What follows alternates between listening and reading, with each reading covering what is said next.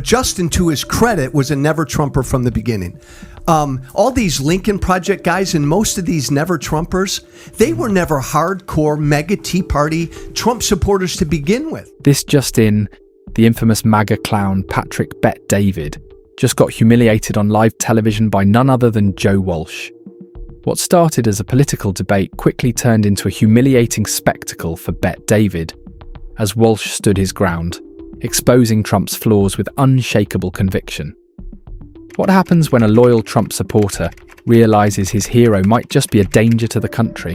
When I came out 5 years ago and said, I can't support this, I did it for no other reason than I believe that. That can be possible. Bullshit! Can be possible. The debate between Joe Walsh and Patrick Bet-David was a tense one, full of contrast that highlighted just how deep the divide over Trump goes within conservative circles. Joe Walsh, a former Tea Party congressman and an outspoken conservative voice, was invited onto Patrick Bet-David's show to talk about why he became a never-Trumper. From the get-go, it was clear that Walsh's decision to turn against Trump wasn't just about policy disagreements. It was a matter of principle.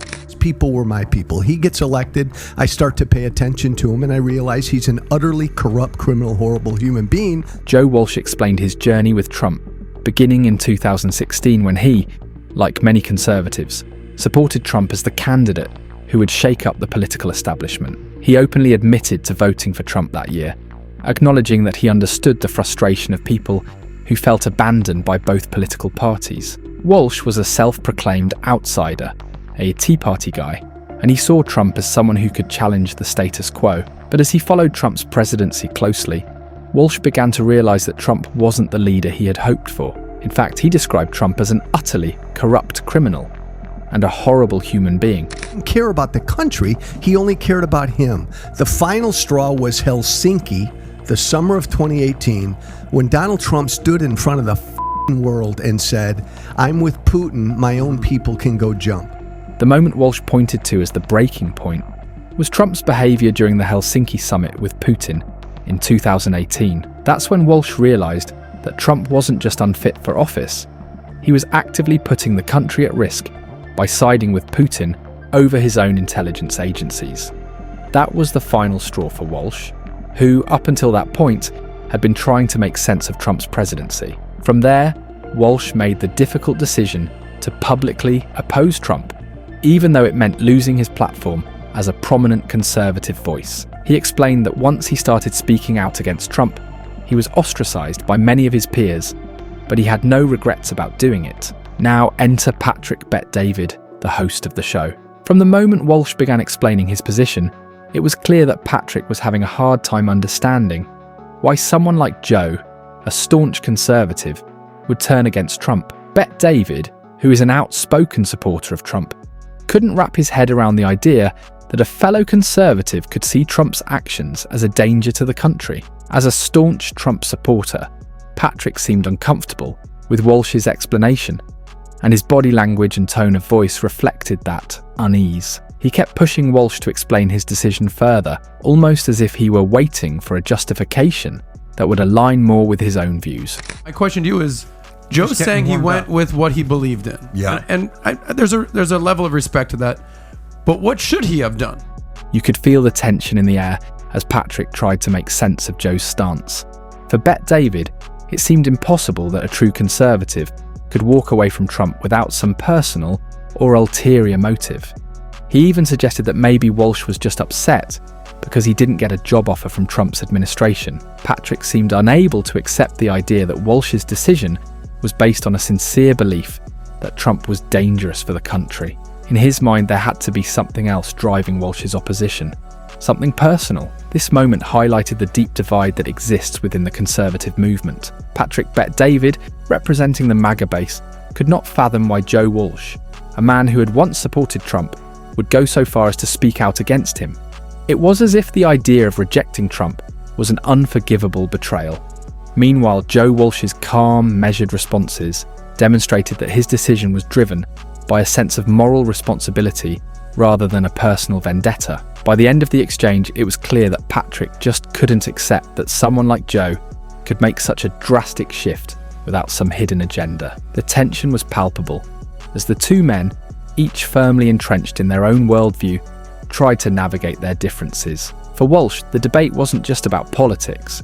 It was about a personal reckoning with his conscience and a willingness to stand up for what he believed was right, even if it meant alienating a huge portion of his political base. For Patrick, the idea of a conservative turning against Trump was just too much to accept. He didn't seem to buy it. As the conversation continued, it was clear that he couldn't fathom how someone like Joe, who was once firmly in the Trump camp, could walk away without some hidden agenda. Patrick seemed to be searching for a more personal reason behind Joe's stance, almost as if he couldn't understand how anyone, especially a conservative, could oppose Trump for reasons other than personal disappointment or betrayal. To Patrick, the idea that Joe's decision was driven purely by a sense of moral duty was difficult to accept. And by the way, I've been saying this for a long time. Yeah, I don't think there was a debate on this. Yeah, point. 1,000,000%. But Joe didn't know that. He wanted to hear that. Yeah, Listen, man, I'm living in America. The tension in this exchange was palpable. On one hand, you had Joe, who was standing by his decision with conviction, insisting that his move away from Trump was about integrity and the belief that the country deserved better. On the other hand, Patrick was stuck in this mindset that anyone who left Trump's camp must have had some personal bone to pick, some reason that went beyond the policies and actions of the man himself. It's as if Patrick couldn't see beyond the us versus them mentality that has come to define much of Trump's support base. For him, it was hard to grasp that someone could genuinely disagree with Trump based on his character and actions alone, rather than on a feeling of betrayal. This moment in the debate really highlighted the deep divide that exists, not just within the Republican Party, but also within the broader political landscape. For Joe Walsh, this was never about a grudge or an ego bruise. It was about standing up for what he believed was right, even when it wasn't popular in his own party. For Patrick Bet-David, however, it seemed almost unthinkable that a conservative could walk away from Trump without a more personal reason. The clash wasn't just about Trump's policies, it was about what loyalty means in today's polarized political environment, and whether principle can truly outweigh political allegiance. It was an easy vote because, and you may disagree with me, Patrick, but I consider Trump to be an existential threat. When Joe Walsh explained why he voted for Joe Biden in 2020, he made it clear that it wasn't because he agreed with Biden on many issues. He didn't. However, Joe saw Trump as an existential threat to the country, believing his behavior, lies, and divisive actions were far more dangerous than Biden's policies. Joe voted for Biden as a necessary step to protect the country from another 4 years of Trump. What do you mean you didn't pay attention? I did. How could you not pay attention to the guy? He sucked all the oxygen out of the room. You were paying attention. No. Maybe you chose not to pay attention? I chose not to. Okay.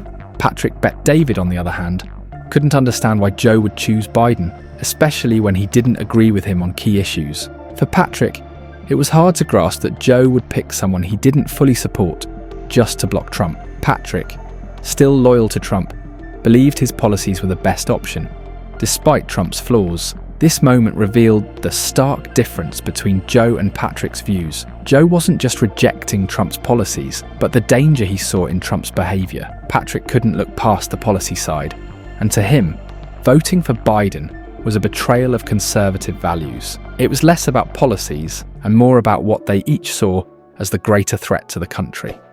So, what are your thoughts on this? Let us know in the comments below.